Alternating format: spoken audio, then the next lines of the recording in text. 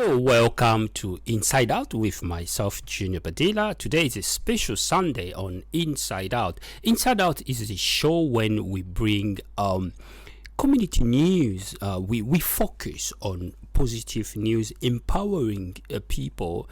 And if you are where you are, you're listening to us, you are a community leaders. You do have any news which concerning your particular community that you would like to share with us here on Inside Out on AUK Radio, you're more than welcome.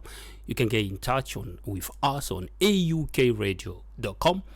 We are on all sorts of social media. We're on Instagram, we're YouTube, Twitter, LinkedIn, TikTok. I don't know if I forgot a few things, but there is a way to get in touch with us. You local here in Luton, you're in Bedfordshire, you're in southeast of England.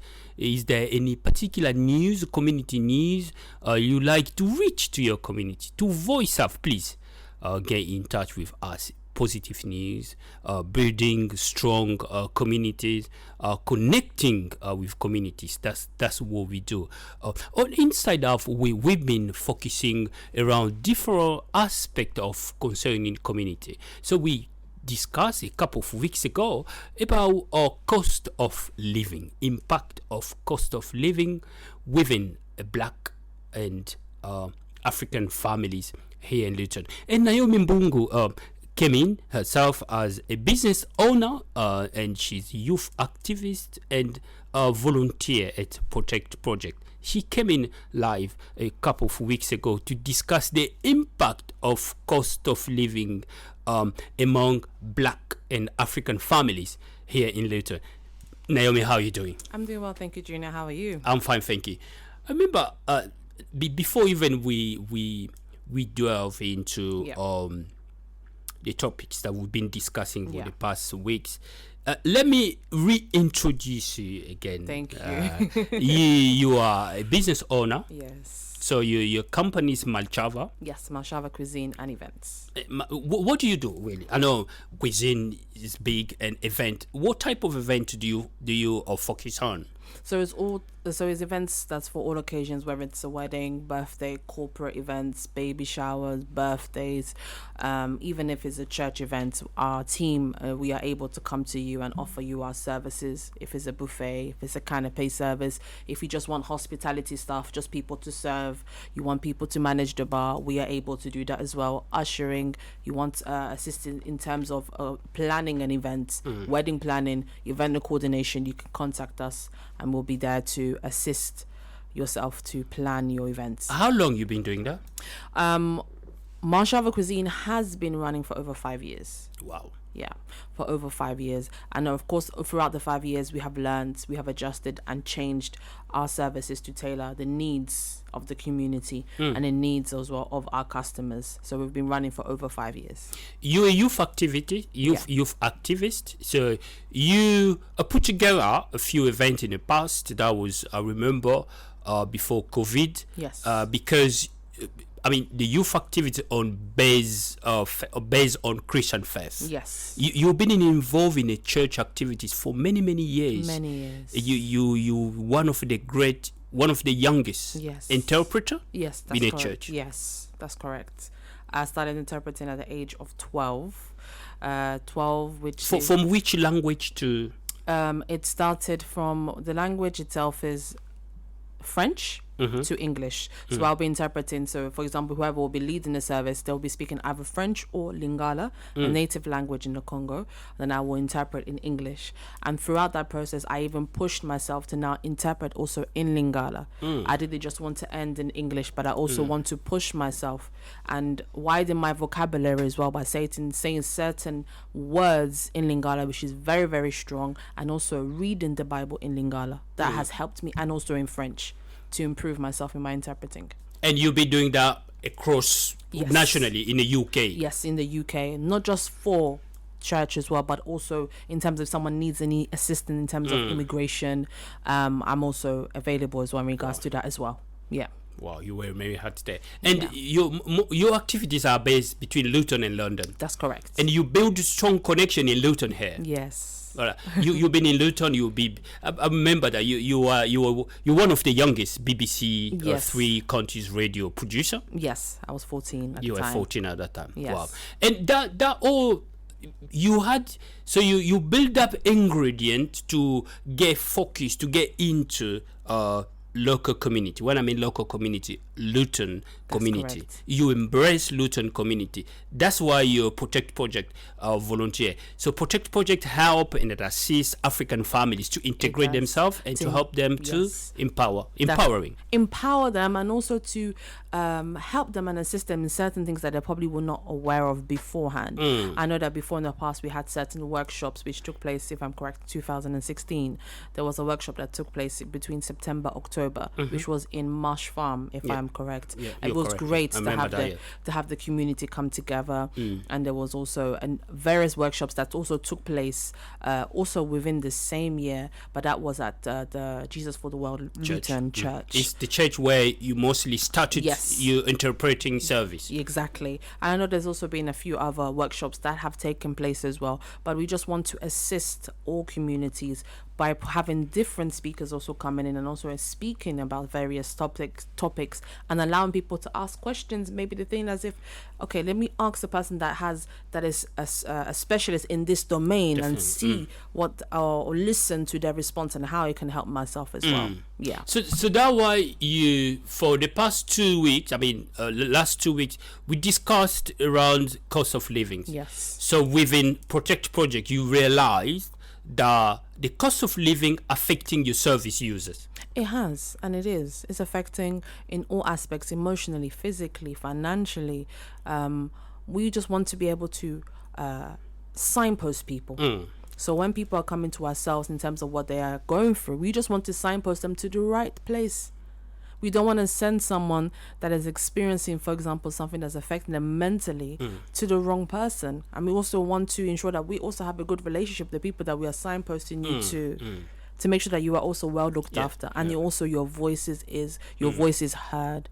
Your concerns is also being dealt with, because there's some people, they may go to someone and say, listen, this is what I'm experiencing, and they will just do things professionally. Said, okay, this is what you should do, we recommend this, that, but they're not speaking to you at the level that you want to be heard.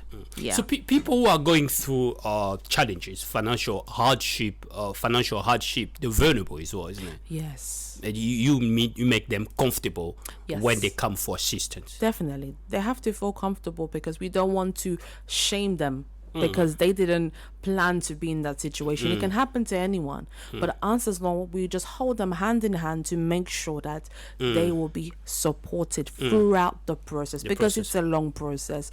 Because we may signpost them to someone and say, listen, you signpost me to this company or to this association or to this person, to this individual, but I don't feel comfortable. What do? We start from zero. We start from scratch. We will start again, and then we will be able to say, do you feel comfortable? So it's a process.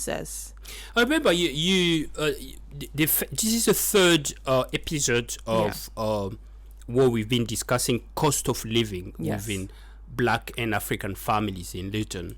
So when you came in, the first episode, we focused around the lifestyle, the social impact. That's true. The last one, it was around the financial, the mental health. The mental health. The issues. Yeah. So the people that you signposting or you've been signposting, you said they may be vulnerable. That's why you need to be very careful on where they're going to. So this is something to do with mentors as well. So you're taking consideration of the mental vulnerability. Yes, we have to take that into consideration. And also, if we don't take that into consideration, we're not protecting them.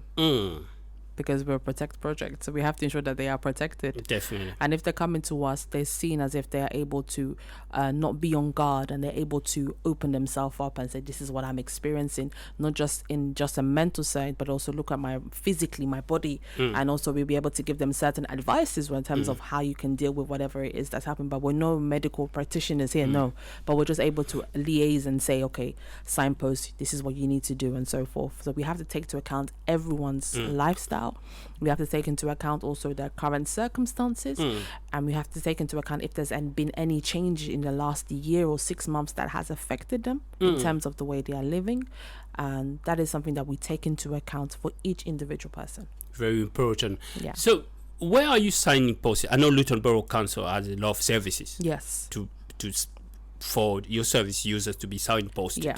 So there are other organizations as well you work in a partnership to signpost them in terms of what they need. Yeah, there are other organizations that we are working with as well. And of course that the borough of Luton has a lot of assistance, especially if you go onto their website, you will see various support available within the community. This is why I love Luton, because Luton is such a community-filled town. From the moment I stepped foot into Luton, I just knew that the way things are being dealt with is differently. There's always community activities happening. There's always something to do with youth. There's always something to do with men, women, those who are elderly. There's always something, and there's always a group or an association set about. And if you was to Google, there'll be loads of lists coming up in terms of support, even if it's, for example, assistance in terms of using a computer. There's people that will help you in terms of childcare, in terms of prenatal as well, before giving birth. There's all these groups and classes that's available, so we'll be able to offer you, in terms of the people that we know, we'll be able to offer you a list and say, okay, this is where we recommend. We can contact them for yourself as well, and of course we will be able to hold you as well hand in hand to make sure that you are well looked after. Well done. The community, I think African community is growing in Luton. It is. You remember 10 years ago, the largest community here was Zimbabwean and Nigeria. That's correct. But now you got different spectrum in the landscape of African communities growing and growing. Yeah. So that means your service is growing as well. Growing. Or the service you offer need to adapt with the growing number of the community. That's correct, because as I mentioned beforehand, we have to adjust and adapt to the needs of the community. Whereas before, 10 years ago, 15 years ago, even 20 years ago, Luton, the African community, was very small. Very small. It was very, very small. Whereas now, if, for example, you walk through town, you see the different stores that's available. Whereas I remember there was certain produce or food that was needed. People had to go to London to purchase it. Whereas now you don't even need to worry about going to London to purchase the food, because it's in town. There's various stuff available, which is the good thing that is happening in Luton. So we are adapting ourselves also in terms of the needs of the community. When we speak to them, the community, how they're coming, and also they're approaching us as well in terms of their feedback on how we can assist them. Social services, as you mentioned, you highlighted, is very key within vulnerable families. The social services has been involved in many activities here, we all know. And you work with the social services from Luton Borough Council in terms of a referral when families need help. Another thing is quite crucial. We realize, myself as a broadcaster here at UK Radio, the pressure of housing. This is something that your service, Protect Project, is dealing with as well. The African family, they may come to you.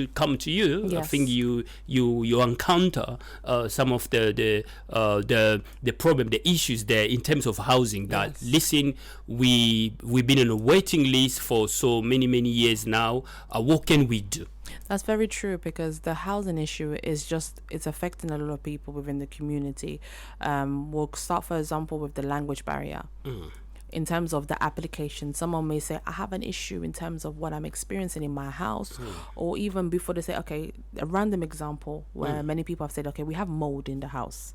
And in terms of raising this issue or this concern to the council, they're going to try and find various ways in terms of I can deal with it myself. But you can let the council know, say, listen, I have a mold that's coming, and the council will know how to deal with it. They will come with their specialist team and they will give you recommendations, and this is what you have to do. But in language barrier is an issue where someone sees the big application form, they'll be like, I can't feel that. It's too much. It's too much. Yeah. It's too much. Where maybe just a basic question. It's another pressure as well. I don't want to put pressure on myself. It's pressure. The application, speaking to a housing officer, going through emails, because we know everything now is done online. It's not like before you can actually go to the civic centre, you go to the council, you can speak to someone face to face, whereas now the council is trying to do things to adapt to the needs of society. Everything is done online. They'll say, okay, fill out this application form online, fill this, and the council also the wording on the website. They're doing it so it'll be easy for all people to understand, all communities to understand. So the housing is on a rise. It's an issue. A lot of people are struggling. A lot of people are cramped. There is a lot of people in the housing, and there is a demand, there is a need. We all know how the housing marketing is going on. A lot of people now being pushed and encouraged now to become first-time buyers, for them to be owners, landlords. But then again, not everyone is at that stage yet, so there's no pressure.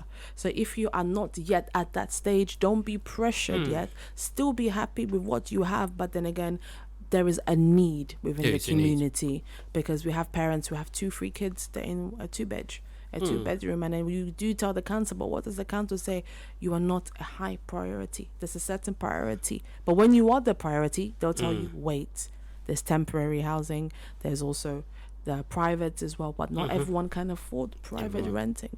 So overcrowding houses may generate mental health as well, isn't it? Families. It does. It's pressuring, because you look at how you want to raise your children in an environment where they have their own room, where they have the girls be able to, feel comfortable in their own room. The boys will be able to feel comfortable in their own room. At least have 2 toilets, have a big space, a kitchen for the family. But when you are overcrowded and you are not happy, it will affect you mentally. You don't feel comfortable. You don't feel comfortable. It's not home sweet home anymore. No, it's not home sweet home. It's like you feel as if it's like, I'm just going in. Like, you don't even want people to come and see you, because you may feel ashamed thinking about people, thinking, why am I living in these conditions? A lot of people are struggling in that sense, and we're trying our best to help them, to also tell them in the council, this is who you can, this is the link that you can check out. What is it that needs to be done? Is there anything that's happening, or any change of circumstances that be able to raise or flag your application to be dealt with as soon as possible?